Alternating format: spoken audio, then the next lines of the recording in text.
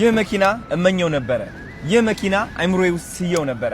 ካናዳ ያለው አስታውሳለሁ ዩሱፍ አርጌ በሹፌር ይህ መኪና እንደምነዳ እኔ አውቀው ነበረ።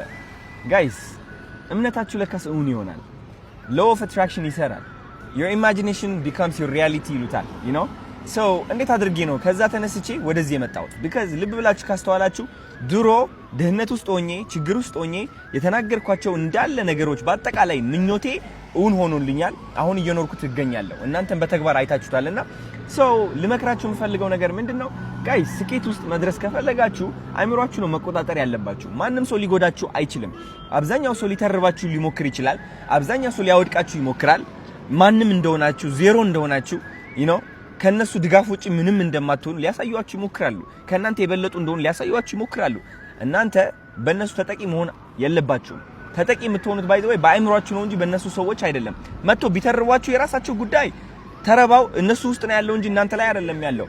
የእናንተ ጸጉር ጥቁር ከሆነ 100,000 ሰዎች መጥተው ጸጉራችሁ ቀይ ነው ቢሏችሁ ጸጉሬ ቀይ ነው ብላችሁ የምታምኑ ከሆነ ዛሚንስ እናንተ ስኬት ውስጥ መድረስ አቅም የላችሁም ማለት ነው።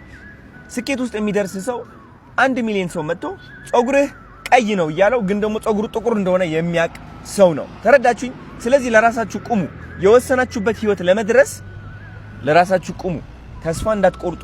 እምነታችሁ ነው የናንተ አዳኝ። እምነታችሁ በእግዚአብሔር ያላችሁ እምነት። በእግዚአብሔር ማመን ማለት በምትፈልጉት ነገር ማመን ማለት ነው። በስኬት ማመን ማለት ነው። ድህነት፣ ስቃይ፣ ችግር፣ ማጣት የሚያጋጥሙን አብዛኞቻችን በውስጣችን አላመንም ማለት ነው። እግዚአብሔር ከዚህ ነገር ያወጣኛል ብለን አምነን መስራት አልጀመርንም ማለት ነው። ከስራ በፊት እምነት ይቀድማል። እምነት እንጀምር፣ ከዛ ስራ እናስከትል። ስኬታችን በየመንገዱ ይሆናል። ያንኳኳነው በር ይከፈትልናል። አንድ በር ይከፈትልኛል ብለህ ካላሰብ በሩ አይከፈትልህም። ልንገራችሁ፣ ምክንያቱም አትከፍተውማ፣ አትሞክረውም። ችግሩ እሱ ነው። አንድ በር ሄዳችሁ ይከፈታል ብላችሁ እንደዚህ አድርጋችሁ ለመክፈት ያ በር ይከፈታል ብላችሁ ማመን ይኖርባችኋል። ልብ ብላችሁ ካስተዋላችሁ ስንት ጊዜ ነው የሆነ በር ተቆልፏል ብላችሁ አምናችሁ ከዛ ሳትሞክሩት የቀራችሁ? ከዛ ከ5 ደቂቃ በኋላ እንደ ክፍት እኮ ነው ብለው እንደ ቀልድ ሲከፍቱት ዋው ምናምን ብለ ስትስቁ። ህይወትም እንደዚህ ነች። መጀመሪያ ማመን ይኖርብናል። በሩ እንደሚከፈት ማመን ይኖርብናል። ከዛ እጃችን ራሱ ይዘረጋል፣ ከፈት እናረጋታለን፣ ሳብ እናረጋለን፣ እንገባለን ማለት ነው ወደ ስኬታችን። ተረዳችሁኝ አይደለ? ወዳችኋለሁ።